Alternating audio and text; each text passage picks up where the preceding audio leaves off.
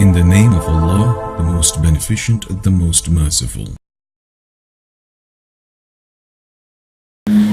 My journey to Islam started when a couple of friends of mine, they wanted to take me to the mosque. I was hanging out with a lot of people that were Muslim.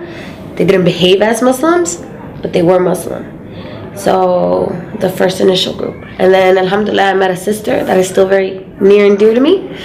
And she actually took me to the masjid, alhamdulillah. But it all started, me wanting to go to the masjid came from me wanting something better for my kids. I was looking for something better for my kids because my life was very disorganized. You know, I come from a household where my mother was a drug addict. My father was a cartel. He was in the Colombian cartel.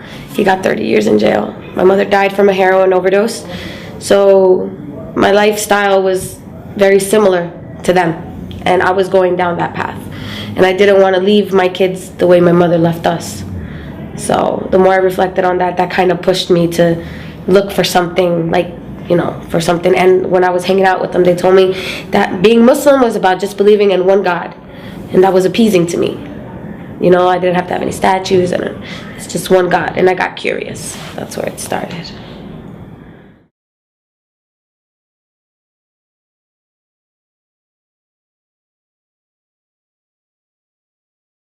The rest of my family did not react in a positive way to me being Muslim. It wasn't so much me saying La ilaha illallah that bothered them, because they're not Catholic to the sense where they're constantly in the church, or, you know, they just go to church when it's the palms or the ashes. But it was my attire that disturbed them, and the things that I changed. I no longer was Natalie that came in with the coronas and was like, hey, party over here, you know. I was now Natalie who was like, assalamu alaikum, how are you? And they're like, they didn't understand when I didn't want to go to a barbecue because they had pork. They didn't understand when I didn't want to go because they were drinking. They didn't understand that I didn't celebrate birthdays and that I wasn't going to celebrate a birthday. So, and they didn't understand how a person that was so fond of her 6-inch heels and her little dresses and her hair, I'm talking about extensions, eyelashes, nails, everything. They didn't understand how a person like that can turn into this. So they didn't recognize. One Christmas I went to visit them and they literally slammed the door in my face. They didn't recognize who I was. My cousin looked at me and was like, what the heck? So they didn't have a good reaction at first, but alhamdulillah, with time they came to accept it. It's just something you have to push through. You have to push through it, and eventually if you hold on to it hard enough, they'll accept it. You know, I compared my dress attire to that of the Virgin Mary. I'm like, how do you pray to her and it's okay for her to dress like that? This is supposed to be the person that you think is the greatest woman on earth, you know, and you don't want me to dress like her. And that kind of shut them up. And then after reflecting, I guess, for a while, they realized, they're like, well, you know what, if this means you're not leaving the house drunk, and they're not calling us to tell us you drove yourself into a tree, or that you're high or whatever, then we like you like this. So they don't like it. So one of my sisters doesn't speak to me to this day, but alhamdulillah, they accept it.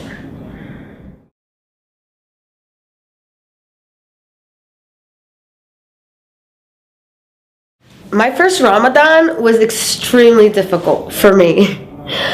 Extremely difficult because I was new to Islam. I didn't have that many sisters in Islam.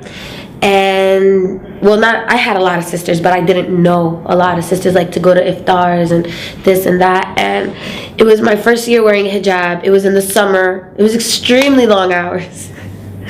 I was also, you know, I come from a family where food is like, you know, we make huge meals all the time, and I had to cook for the kids. It was very difficult. But alhamdulillah, like, the thirst was the biggest deal. But once you push through it, and it just becomes, you know, it becomes easier.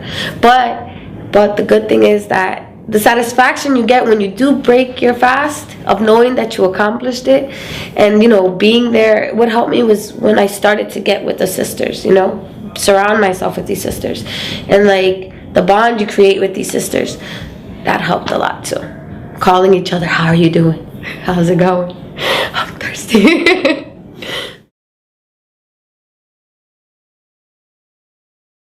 The one thing I love about Islam is I love my sisters in Islam. And I also love the promise of something better at the end, because nobody wants to do this forever, right? I love my sisters in Islam because they're closer to me than my blood sisters, always. Even before I was Muslim, the relationship that I had with my sisters, I can never compare to the relationships I have with my sisters in Islam. And I can say that that's for every single Muslim woman I know, revert, non-revert, like sisters in Islam. We're just, you know, it's not like the friends I had at the bar that you go there and, you know, you're friends while you're getting drunk and you're only there to hold each other's hair if you're throwing up. You know, these sisters, you know, they're there in the good, the bad, the pretty, the ugly, everything. You know, these sisters, even though they're not blood related to me, they're closer to my children than my family. They're closer to me than my family. So alhamdulillah, my favorite part is definitely my sisters in Islam.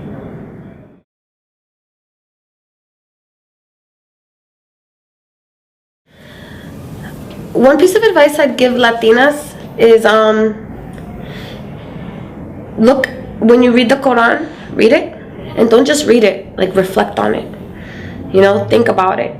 For Latinas, especially in my country, Colombia, it's very important, our appearance. You know, our hair, our makeup, like our whole society is about how these women look, you know. And that's the hardest thing. That's one thing that I know Latin women are like, what? Oh no, I'm not putting that on my head. I'm not walking around like that. No. You gotta think that you're more than that. You're more than what you look like. The person that looks at you has to see something else, you know, and you have to realize that you're striving for something better at the end.